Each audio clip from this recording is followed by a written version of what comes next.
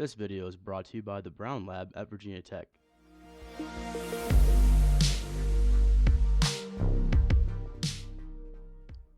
Hey everyone, in this video we're going to go over the basics of making movies in ChimeraX. You can use the chapters or the timestamps in the description to skip to each part of the tutorial.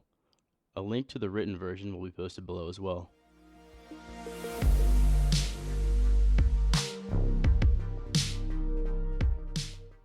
Before we begin, we need to open up a molecule to practice on. Let's use a nucleosome 3LEL.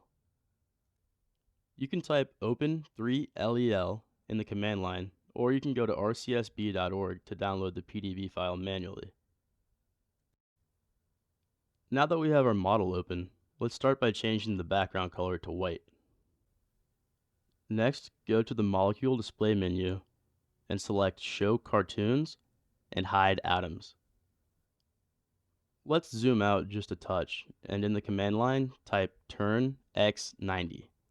This turns the molecule about the x-axis by 90 degrees. And let's zoom out just a bit further so we can see everything. Now we can go back to the home menu where we will find the Spin Movie button. This button will automatically save a spin movie to your ChimeraX folder called movie.number.mp4. These movies are named sequentially, so yours might be different.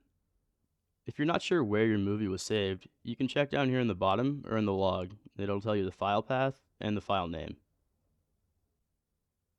The Spin Movie button spins the model about the y-axis at a rate of 60 degrees per second for 6 seconds, creating one full rotation.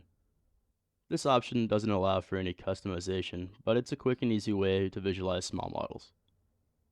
The Spin Movie button uses the roll command. Try typing roll into the command line. The model starts spinning and will continue to spin until you type the stop command. By default, the roll command will rotate the model about the y-axis at 1 degree per frame indefinitely. Let's try to recreate the video we made with the Spin Movie button using commands. We need to let ChimeraX know that we want to start recording a video, and we can do so by typing movie record in the command line. The roll command can accept multiple arguments to specify the axis of rotation, degrees of rotation per frame, and the number of frames that the molecule will rotate. By default, movie commands occur at 25 frames per second, and to recreate the first video, we need to run roll y to 180. Y is the axis of rotation, 2 is the number of degrees rotated per frame, and 180 is the number of frames. This gives us a total of 360 degrees for a full rotation. Now that the video is recorded, we need to save it. We can do this using the movie encode command, followed by the file path, the file name, and extension. In my case, I want to save it to the same ChimeraX folder and name it 3LEL_testmovie. Be sure to include the file extension. MP4 is the most common, but you can use others. Let's take a look at both of these videos side by side to make sure they look the same. As you can see, these videos are identical.